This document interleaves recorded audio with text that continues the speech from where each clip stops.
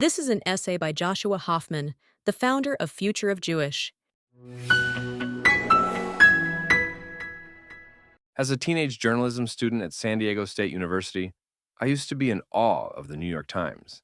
It seemed like the gold standard, the paper every professor held up as the model of integrity, accuracy, and fearless reporting.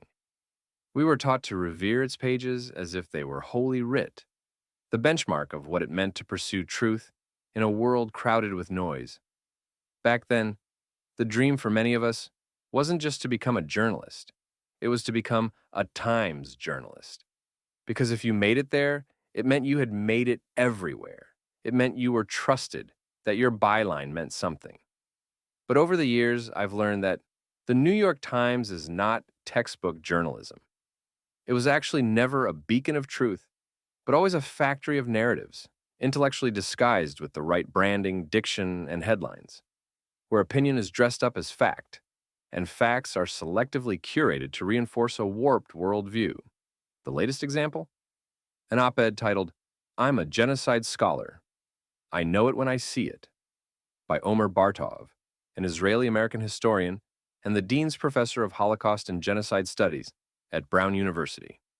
In this op-ed, Bartov accuses Israel of committing genocide in Gaza, cloaking his arguments in the moral authority of his academic title and the historical weight of the word genocide. The Times amplified his claim without hesitation, feeding the narrative that Israel, a nation born in the ashes of an actual genocide, is now guilty of the very crime that defined the 20th century. This is not journalism. It is propaganda, dressed as moral scholarship. And it is not new. The Times has a long and troubling record of shaping reality rather than reporting it. Remember, this is the same New York Times that spent more than a year trying to convince us that Joe Biden, at 80-plus years old, visibly frail, prone to confusion, unable to finish sentences, was perfectly fit for re-election as U.S. president. They assured the American public that concerns about his age were overblown, the stuff of partisan hysteria.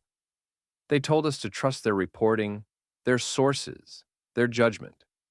We all know how that story ended.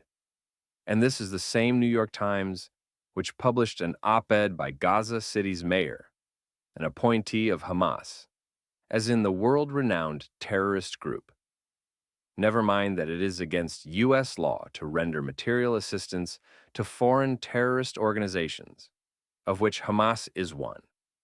These are just two of countless examples of the Times' distorted views on reality, and it is not a recent trend. Let's go back 80 years.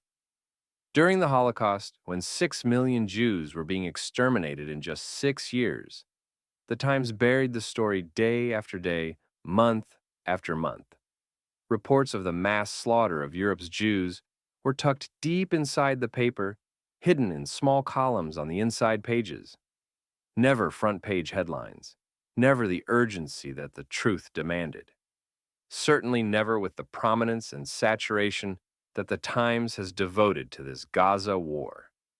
And now they found their man, an Israeli, a Jew, to give Times readers exactly what they want to hear. That Israel is committing genocide in Gaza, no matter how remotely untrue and unverified this is.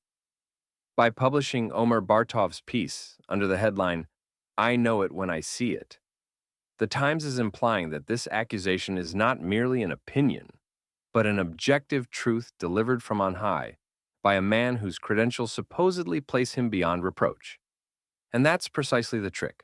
Hide ideological bias behind the facade of expertise and call it fact. Here's how James Bennett, a former editor at the Times, put it, quote, "Times readers are being served a very restricted range of views, some of them presented as straight news by a publication that still holds itself out as independent of any politics, according to. The paper leads its readers further into the trap of thinking that what they are reading is independent and impartial, and this misleads them about their country's center of political and cultural gravity." And, according to another former Times editor, Barry Weiss, quote, A new consensus has emerged in the press, but perhaps especially at this paper, that truth isn't a process of collective discovery, but an orthodoxy already known to an enlightened few whose job is to inform everyone else. Omer Bartov has turned himself into one of these enlightened few, people who sit in ivory towers and pontificate and cajole and pander to each other, but are completely disconnected from reality. That Bartov is Israeli is but a matter of where he was born.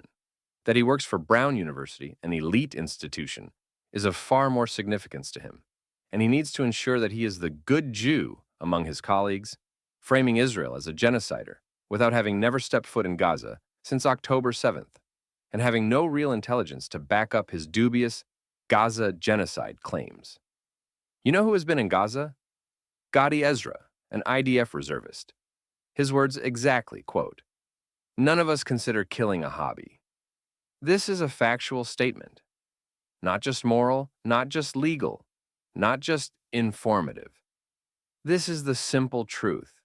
Civilians are killed on the battlefield. This is part of the terrible phenomenon called war. The permission for this, by the way, was not determined in Jerusalem. It was defined in the Geneva Conventions. In the polished legal language, it is called collateral damage. And when it happens in front of you, it is tragic. It is difficult. It is horrifying. But it certainly does not provide pleasure. That Bartov seems to take pleasure in slandering Israel, while leveraging academic credentials that include the Holocaust, is sickening beyond measure. It is a grotesque betrayal of history. A man entrusted with teaching the horrors of the Holocaust, a crime that left 1/3 of all Jews dead, now weaponizes that very history to smear the Jewish state because less than 100,000 Gazans have died in this war, many of which are members of, affiliated with, and/or used as human shields by Hamas and Palestinian Islamic Jihad. This is not just intellectually dishonest. It is a complete perversion of the term genocide, genocide studies, and the Holocaust. Frankly, this man should be fired for gross incompetence. Now, let's talk about what is happening in Gaza. A horrific war. Hundreds of thousands of Palestinians have been evacuated from their homes, living in tent cities, eating food out of humanitarian boxes, constantly hearing the sounds of bullets and explosions. But here's the other side of this coin. Israel didn't start this war. Hamas did. A terrorist group that proudly proclaims Israel's destruction as its mission unleashed unimaginable barbarity on October 7th, 2023. Israel rightfully and legally responded, and it is not Israel's responsibility to safeguard the well-being of those governed by its enemy. That duty belongs to Hamas. If Hamas refuses to protect its own people, choosing instead to use them as human shields, then perhaps Hamas should be uprooted entirely, for the sake of those very civilians it exploits and for the security of the nation it savagely attacked. But you don't see the New York Times publishing articles by scholars imploring the removal of Hamas governance from Gaza, perhaps with the headline, "I'm a jihadist scholar. I know it when I see it." You don't see the Times commissioning op-eds about how Hamas has spent nearly 2 decades siphoning billions of dollars from so-called humanitarian aid to turn Gaza into a jihadist megafortress, a labyrinth of tunnels beneath the streets and people's homes, as well as terrorist infrastructure hidden inside thousands of civilian homes, schools, mosques, hospitals, and even UN offices, all while everyday Palestinians in Gaza live in utter poverty and oppression. This should be the scandal of the decade, maybe even of the century, reported first and foremost by the New York Times.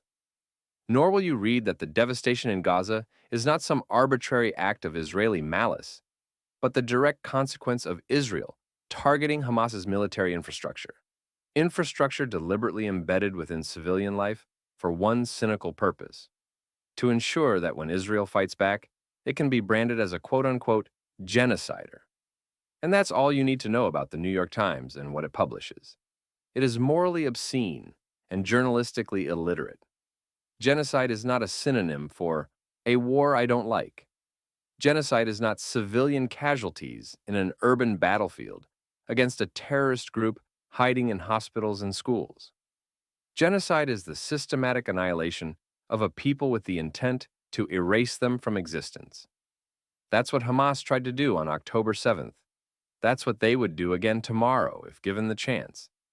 But Omer Bartov and the New York Times don't care about accuracy. They care about shaping the narrative. Just as they spent months gaslighting Americans about Biden's physical and mental fitness, they are now gaslighting the world about Israel's legitimacy. They do it by laundering opinion through authority, by giving the illusion of truth through selective facts and loaded language. The consequences of this aren't academic.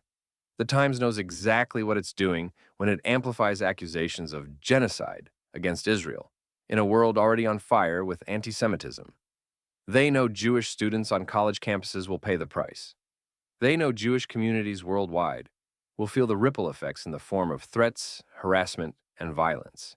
And yet, they press publish because it serves their ideological ends. The truth is this: the New York Times has forfeited its role as a neutral arbiter of facts. It is not the paper of record. It is the paper of narratives. They lied to you about Biden. They're lying to you about Israel. And they will keep lying to you so long as the lies serve their agenda. I know it when I see it.